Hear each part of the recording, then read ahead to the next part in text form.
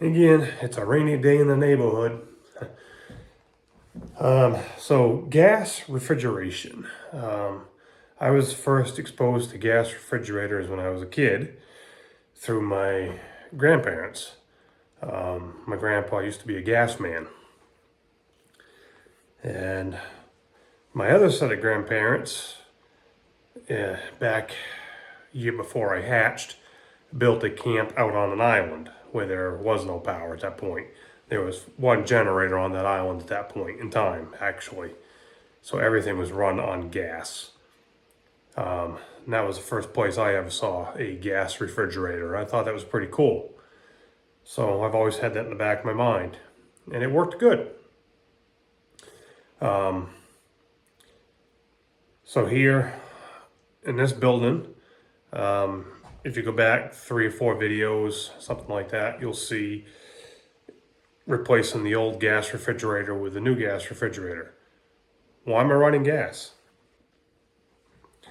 Well, I'm running gas for a few reasons, which pertain to me. Your mileage may vary. Okay, a gas refrigerator, gas freezer combo is more expensive than electric. Flat out, it is. This refrigerator is 16 cubic feet. It cost me about, I think it was $2,400, $2,500. And I had to run downstate to go pick it up. That's where I found a dealer. So, a little bit of a nuisance having to go get it. Okay, can't just run to Lowe's or some store and grab one.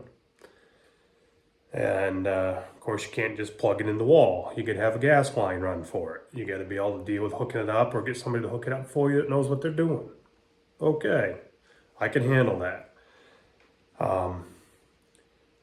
We're out here in the woods. I mean, we're not 100 miles in the middle of nowhere. We're not 50 miles in the middle of nowhere. There's power way out on the main road. We could get power run in here, not going through that expense. We have solar here. We have quite a bit of battery capacity. We have quite a bit of charging capacity. We got some generators. We can make power. But I don't want to have to fart around with always having to make sure there's enough power to keep refrigerator running. So I opted to replace the old gas refrigerator that was just having issues with a new one. There's pros and cons to everything. And out here for me, gas is a pro. It's hooked up to a 500-gallon tank. That tank is going to last a long time. Really don't have too much else on the tank. As far as a draw, freaking cook stove. That tank will last a long time. So I could run this on 20-pounders, barbecue tanks. I could run it on 100-pounders, whatever. But I don't have to worry about it. If we go through a month with very minimal sunshine, I'm not worried that the refrigerator is going to shut down or have to run a generator, nothing like that, to keep the batteries up. Now, electric refrigerators will defrost themselves. You plug it in, set it, forget it, right? The gas one doesn't. I have to do it manually. That's what I'm going to show you. Yeah, is it a little bit of an inconvenience? Sure, but you know what? Life is not all about convenience, especially when you're homesteading. Everything is in a magic wand of, and it doesn't just appear, it doesn't just do it itself. So it's no big deal to defrost these things. You just got to remember to do it once in a while. So let's go do it. So inside, if you look in the back, you see those aluminum fins. Over on that side, we've got frost building up. I let it build up a while so you could get a good view of it. Well, we need to get rid of that. So how do we get rid of that? We don't go in there with a spatula. We don't go in there with a hammer. We don't go in there with tools and start trying to bust that stuff out. No, you're going to frig up your fridge. So here's our controls. And to keep this fridge at about 38 to 40 degrees, I run it on number 1. So to defrost it, here's what we're gonna do. I'm gonna turn it down to minimum. And we're just gonna leave it. I gotta steal some Velcro from Dave and I keep forgetting. So here's how I cheat to make sure I don't forget, right? So we're showing 42.7 inside right now because I just had that door open for what, 15 seconds to show you the fins. But normally, well, you can see it's dropping back down now. It runs between 38 and 40 degrees. So what this thermometer does is I have it set on refrigerator, as you can see, and the alarm is turned on. 65 degrees is my ambient room temperature. So when this hits, I think 46 degrees, it'll start beeping and flashing a light at me. And it will beep like every minute or two to get my attention. All right, it's been 9 hours since I did the first recording. And we've got 43.7 degrees in there.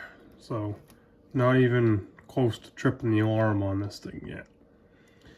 So it's 8:30 at night for people that can't understand it's 24 hours in a day. I've had this door open quickly twice today, and that's been it.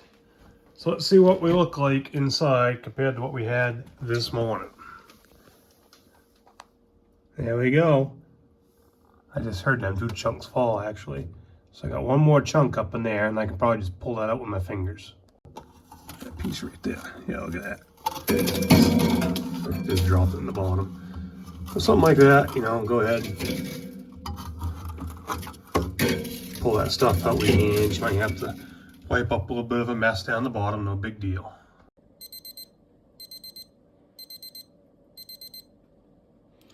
Okay, so we've got an alarm now, showing 48 degrees in there because I just had the door open for a minute. Just pulled that ice and junk out and showed you. So we got a charge of warm air that went in. It'll probably cool itself back down.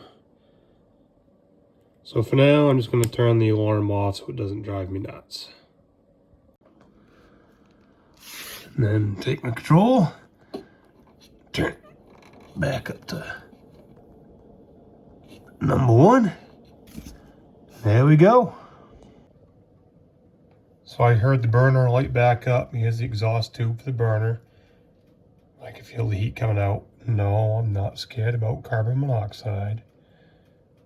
So she's going. That's all there is to it. Like I said, I had the door open a couple times today real quick. And it stayed cool inside. I didn't have to worry about the food going bad or nothing.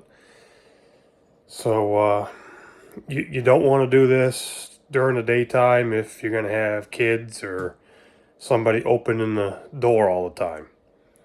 Because it's going to warm up inside too quick. And you're not going to give your frost enough time to melt before you have to get your burner turned back up and start cooling things down again. You got to let it gradually warm up in there and give that time to melt off. So, you know, like I said at the beginning, overnight, or, you know, if it's just one of you, 2 of you, and you know, hey, we're not going to be using the refrigerator much today, getting in and out, you know, then do it during the daytime. So just plan accordingly for that. So she's up and running again, and yeah, it spiked at 49.5, back down to 48.8. It's starting to drop because of the ambient cold that was in there. It only went up because I had the door open for a minute. Got the room air in there, so it's coming back down already. And yeah, pretty quick here, we'll be back down to normal operating temperature. Alright, hasn't been very long and we're back down to 44.1. So, that's a good thing. Not a big deal to defrost a gas refrigerator. Just plan ahead is all you gotta do. And having this alarm. As I said earlier, it's a good idea, just so you don't forget. So if it does get too warm, well, it'll tell you before it gets too warm. And it'll let you know. So, something to consider. See ya.